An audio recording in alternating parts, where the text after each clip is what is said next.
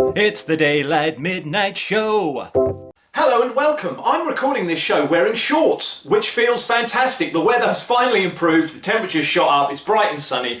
I'm sitting here with the windows open and I've been for a walk in shorts and it's really improved my mood. And not just my mood, because everyone I've met this morning walking around town has had a smile on their face and a spring in their step. So welcome to summer and welcome to the show. Now mostly this week, this is going to be what we're going to call notes from my phone, I think, because I don't yet have a structured show plan that I'm going to print off every week because I want this show to sort of evolve as the series goes on and we'll add little bits in every week. What I have been doing is noting stuff down that I think we could do. So what I'm going to do this week is just go through what I've got in my phone in order and we'll see how it builds up as the show goes on. For the first thing is Snake of the Week. Last week, if you remember, I did that online quiz to determine what pet we would be if we were a pet for one of our friends. And it said we would be a snake, which surprised me. And I said, I'm going to print out a picture of a snake or possibly draw one. So I had a go at this yesterday and I really wasn't very pleased with my efforts. I'm quite a creative person, but drawing and painting is not one of my creative skills. So I had a go, but I wasn't happy with what I come up with. So this is the snake that I drew to put up on the Door of Delights. And I looked at that and I thought, I don't want that there for the whole series. That's not good enough. I'll try again. But then I thought, actually, I've always been quite keen on the idea of getting better at drawing. And I know there's sort of online tutorials you can do. So my decision was, I'm going to draw a different snake every week. And hopefully, you're going to notice an improvement as the weeks go on. So this is like a commitment from me for the rest of the series, that every week I will get better at drawing snakes. So this is effort number 1. So I've signed it and dated it. So this is going to go up on the Door of Delights. We do still have our expensive display cabinets somewhere, so I could display them in there. But what I'll do is I'll put it on the Door of Delights for now, and then next week I'll have another go, and hopefully you'll see a little improvement. And as the weeks build up, you'll see the snakes getting better and better and more lifelike. It may be that we end up covering the Door of Delights in them, or maybe we'll have this week's there and last week's in the display cabinet, so you can see the difference. I don't know, but anyway, that's what I'm going to plan to do. So that's our snake for this week. There will be a brand new one for next week. So what's next on our little list? Sorry, my phone has turned itself off. Toss a coin to determine if I shave or not. I have decided I'm not going to do outfit roulette this series. I just thought we'd give it a little bit of a break. And I'm going to have to be a grown-up and decide what I'm going to wear every week. Or I'll do exactly what I did this morning, which is get excited about filming the show, forget to make a decision about clothing, and just turn up in front of the camera wearing the t-shirt that I slept in. So apologies for not making more of an effort, but I will try harder for next week. But I wasn't sure what to do with this. I've been letting it grow a little bit, but now it's got warmer, it's starting to feel a bit hot and itchy. So I either have to let it grow or shave it off or trim it, and I can't make decisions like that. So I thought our choices by chance for this series would be my beard. So I was going to call it the Beard Bonanza, but that doesn't feel quite right because a bonanza is like when you have an explosion of positive stuff. The facial hair flip around, or the tonsorial toss was one that I came up with, but there are 3 options which I'll explain in a moment, so it won't be a coin toss. So the options are, for next week's show I will leave the beard growing, or I might trim it, or I might shave it off completely. So we're going to turn to our old friend, the coloured cube. We're going to do the rotating randomness so you can see that I'm not deliberately determining what the outcome is going to be. And what I've done with this, I've written it down, so black or yellow, we've gone with opposite colours. So if it lands black or yellow, I will leave the beard for next week. If it's orange or red, I will shave. And if it's green or blue, I will trim it. So that's what, I might as well do it now for next week. The only caveat with this is obviously I might have jobs where I have to shave or I have to have a beard or a particular look, in which case that will supersede this. But I'm determined to stick to this for the whole series. So let's throw this up in the air so you can see that's been rolled around. I'll do a bit of that so you can see I'm randomising it. And whatever is on the top is what will determine next week. And that is green, which means trim. So by next week's show, I would have trimmed this beard so it looks slightly neater, which takes the most time and really annoys me, which is why I tend to let it grow. But that's what we're doing, so that's fine. Next on my list then, just a couple of thoughts I've had during this week. This one, while stuck in traffic, and I've done a little visual representation of this one. So, it occurred to me that if you're feeling agile, you're only 2 steps away from feeling fragile. That's the way my mind works.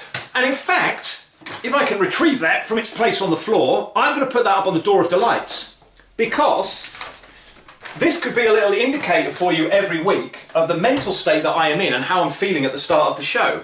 Because if I'm feeling up for it and on top of everything and intellectually I have ideas flowing and the creativity is bubbling away, it will say agile. I've now stuck the tack on the wrong bit, so it's going to fall off. So let me just do this quickly. And if I'm not feeling quite up to it and the show might be a little bit under par, which let's be honest, most of them are, I can have it say fragile. So there we go, that's a rudimentary way. So if we put that under the snaky there, so that can sit there on the door of delights, and then every week I can just pin that back if I'm feeling fragile and have it there if I'm feeling agile. I love the way this stuff sometimes comes together.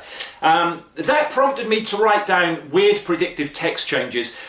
I'm sure I've mentioned this before, but when I'm doing messages or notes, to save my thumbs, I do that thing where you can sort of swipe your finger across the alphabet, and supposedly the phone will know exactly what you're trying to say and will put it in front of you. But as we all know, that doesn't always happen. And I've had this theory before that whoever designed this and programmed it did it deliberately to make it annoying for people. Me in particular, because when I'm trying to put in the word yesterday, I assure you, phone, I'm not trying to type the word gonorrhea.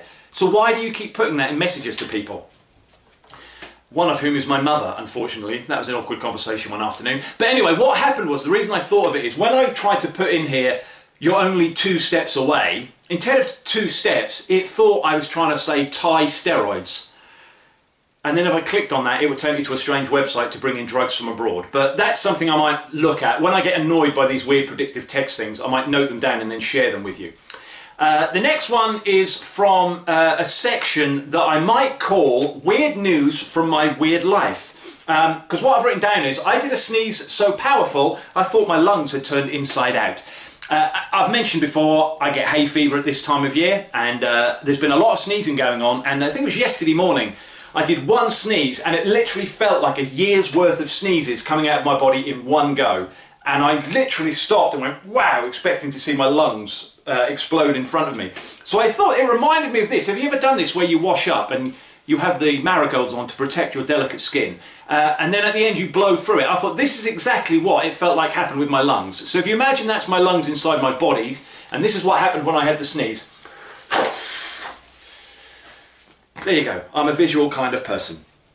There's a couple of other ideas on here, but I feel like I've been waffling already, so I'll put them onto next week. Just a couple of little ideas about things that I might do in the show every week. One of which is like interesting person of the week, where I might... No, I'll tell you next week. That's a possibility for next week. There's enough going on this week. Because I want to explain this. The Wheel of Food Misfortune. I mentioned this on last week's show as a possibility. It's definitely going to happen, but it's now called the Saucepan of Culinary Chance. In fact, it's changed again. It's now called the Colander of Culinary Chance. Because this is what's going to happen. I have written down 30 different food items. In fact, it was 32 in the end, because I found a way of folding paper so that you could have 16 equal... Don't worry, that's just a fun thing I did for an afternoon. So I managed to get 16 words on each bit of paper and then cut it up into 16 bits, so there's 32. So in here, in this little box, there are 32 bits of paper with completely different food items or ingredients written down. And every week, I'm going to tip them into the Colander of Culinary Chance, like this. I will rustle them up, and in front of you, I will draw out 3 of the ingredients. And on next week's show, I have to have a mouthful of all 3 of those ingredients together, whatever they are. Now, I've spoken to my son about this, who loves maths, and apparently with 32 different bits of paper, pulling out 3 every week, there are 29,760 possible combinations that I will end up in my mouth with. So with roughly a 20 episode series, I'm confident we're not going to have any repeats. So I'm going to do this every week, and what I'm going to do, I'm going to tell you what's down on the list. I won't do this every week, but just for now, so you know what's in there, I'll tell you what I've put in there. And I'm committed that whatever comes out, and I have to eat them. I tried to, with me being a bit of an overthinker, I've tried to have a real combination of soft and hard and crunchy and chewy and bitter and sweet and sour, different textures, different tastes, different colours, things that you maybe wouldn't put together. Some of them are just sauces or condiments, but they're all individual elements of food, and some of them I've deliberately been cruel to myself. There is one combination of 3 that might finish me off completely, but I'm going to give you the list now. So these are the 32 items that are in the Colander of Culinary Chance. We have, in order that I wrote them down, boiled egg, Marmite, honey, peanut butter, tinned tuna, crackers, bread, onion, raw, onion pickled, Weetabix, Mars bar, turmeric, ginger, salt, banana, blueberries, raw carrot, cold baked beans, fresh from the tin, frozen peas, and they have to be frozen still when I eat them, cold rice, so I'm going to cook the rice and then eat it cold, which I really don't like, crab sticks, fish paste, mustard, kiwi, yogurt, a crunchy, lemon, peanuts, salted, wine gums, toothpaste, cheese and onion crisps, and raw fennel. So those are the ingredients that are all in there, and every week I'm going to create something completely new and try it in front of you. So I'm going to do this right now then for the first time. This is quite exciting but also terrifying. So I'm going to close my eyes. Hopefully you can see that I'm rustling them all up, and I've got one there, so I will open this in front of you. Ingredient number one next week is crackers. So that's going to be like a cream cracker or a salted cracker to put something on, so at least there is a base for whatever this is going to be. This will be food item or ingredient number two, which is bread. Okay, so the two things that I put in as a possible base have come out together in week one. I'm effectively going to make like a cracker sandwich maybe. And finally, number three then, to go alongside the bread and the crackers, will be a crunchy. So next week, at some point, I will be having a crunchy bar on a cracker inside a bit of bread, and I'll let you know how that is, and if you enjoy it, maybe you'll give it a go yourself. So that's everything that's on my list for this week. A lot of explanation rather than doing stuff, because the show is coming together slowly. So next week we'll do the beard thing, there'll be another snake, there'll be choices of culinary chance, and I've already got a few things written down, including me accidentally stealing from a previous employer, which I feel I need to confess about. So join me next week for that. I'll see you next week. Have a great 7 days.